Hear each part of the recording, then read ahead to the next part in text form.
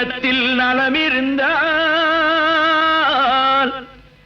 இன்பமே எல்லோர்க்கும்.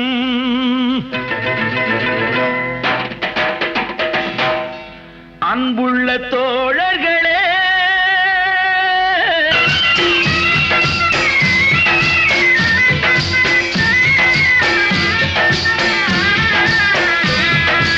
உலகம் ஒன்றாக எதிரே நின்றாலும் அஞ்சாமல் கருத்தை கூறுங்கள். வந்தான் வாழ்ந்தான் போனான் என்றா உலகம் நினைக்க வேண்டும். சொன்னான் செய்தான் என்றே நாடும் ஊரா சொல்ல வேண்டும்.